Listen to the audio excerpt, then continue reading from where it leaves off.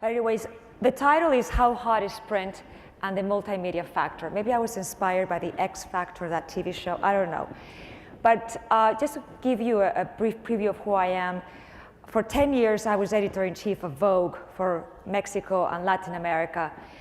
And last year I launched the digital site for Vogue with great success.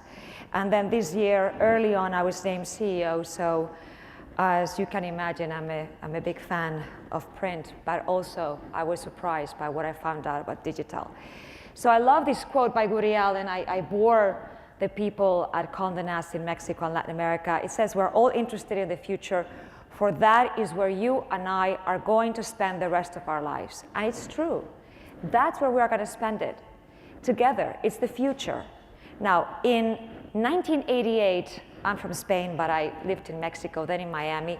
I was in high school. Don't start counting, please. Stop. You're never going to guess. One day in one event, two women asked me, so you're Eva Hughes? Yes. Who's your plastic surgeon? Please, come on. So in 1988, when I was a little girl in high school, the perception of future was this. We're all going to fly our cars.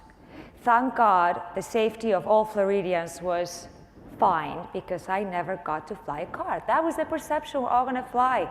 Back to the future.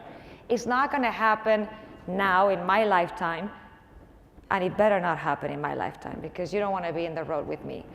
So then came the dot-com bubble in 2000. I was working in a small magazine here in Miami as editor-in-chief, and they came with a fabulous job offer. They were going to pay me a lot of money. My title was going to be VP of I don't know what. And my gut instinct was, I'm going to stay in print. I was earning less. Everybody started talking about the end of print, the end of magazines. That's when I got scared. But my decision was yet very personal, and my decision was to stay in magazines. Then all my friends started working for the dot-com world. They're driving fancy cars, and I was regretting my decision every second that passed by.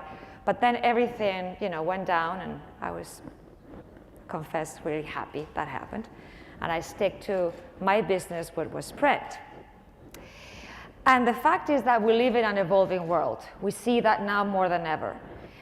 I'm a very basic person, even though I worked at Vogue, very basic, and I love going to pharmacies.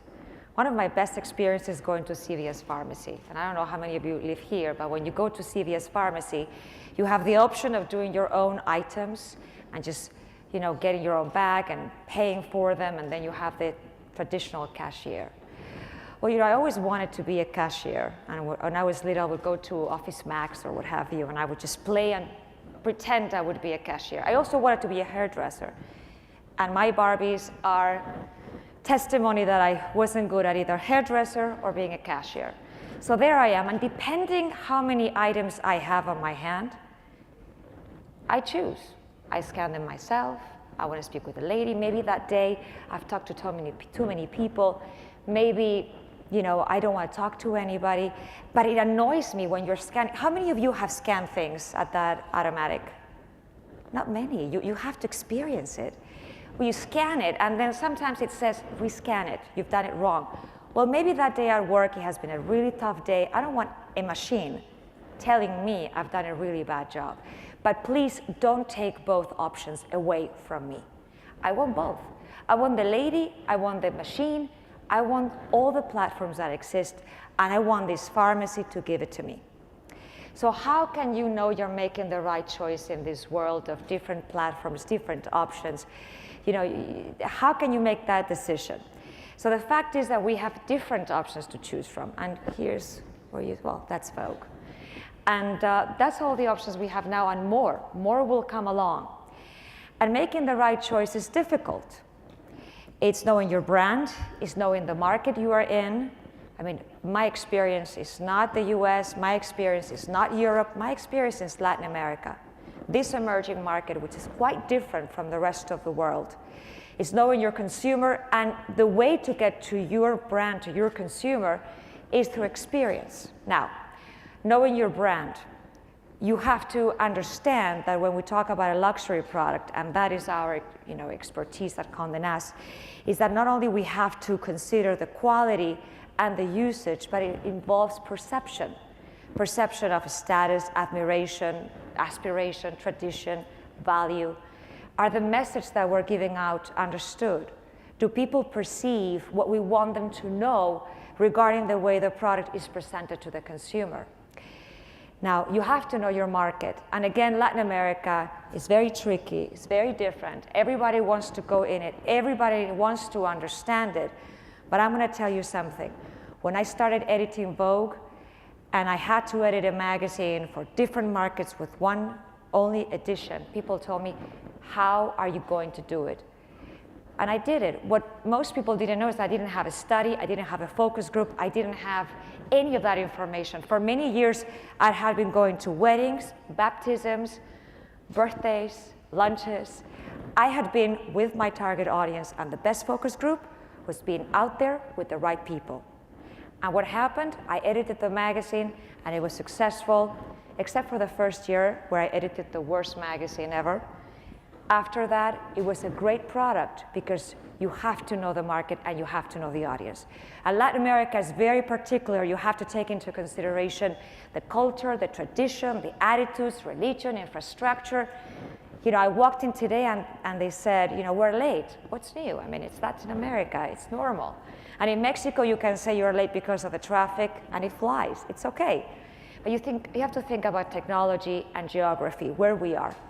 Now, knowing the market, everybody goes into television, everybody goes to digital, we have different options for advertisers, but a few facts I think are important. Only 4 out of 10 TV commercials meet the customer's expectations. 2 out of 10 products launched reaches its forecasted goals. Only 5 out of 10 promotions reach their objective. Only 4 out of 10 pack presentations meet the consumer's expectations. And several international studies have shown that only 6% of innovation processes succeed. Latin America is an interesting region. You have to fail a lot to really succeed. We know that value is a matter of perception, a psychological, emotional characteristic, and that is part of knowing the consumer, which is vital in all of this. Again, I'm talking about a very segmented market, the luxury. That's where we specialize in the region. Selling your product based on functional features such as it's the best quality, it's the best magazine, it's the best thing, it's not gonna fly, it doesn't work. There's a lot of challenges there. We need to use resources that make our consumer feel the experience, so the engagement with the brand is more effective. Now, these 2 fabulous quotes, one is from Harvard business professor. Nowadays, we know up to 95% of our decisions are made subconsciously. And another one from an author that is unknown. We don't know why we do the things we do, but we know we feel something about it. So now, awareness. You have to know your market, you have to know your consumer, you have to know where you're standing. The sensorial engagement, which Juan talked about, is really important. You know, with print, and this is not a thing about print or digital, this is about living and coexisting together with both. With print, you can choose the time, the place to do it, it's more intimate, the paper, the smell, if it's well printed. It's really important. The context is important for advertising. The option of control on behalf of the reader makes them more open and available. That's the awareness. That's what is happening with magazine reading. These are also facts. 9 out of every 10 high-income executives read at least one magazine. And in Latin America, which is considered an emerging market for luxury, a survey by Ipsos Mexico showed growth and acceptance of these products was higher than ever. Now, what about the digital era? Like I told you before, I launched the website of Vogue. And at that time, what I felt was exactly this. If we want things to stay the same, everything must change. The first person that had to change to make it work was me. Was the only thing that I had to do. Now, this was then. I think this is a great image. And this is now. You know, things were a bit more simpler back then. Still overwhelming, you had to make a lot of choices. But now this is our world, this is the future, this is what we have to accept. Now, when I first started with the digital era and launching the website, you know, I had been coming from all this talk of print is dead, it's the end. So I felt that it was my end. What am I going to do? And I felt like that image. That image is very powerful, but that's how I felt. And at the end of the day, we fear what we don't understand.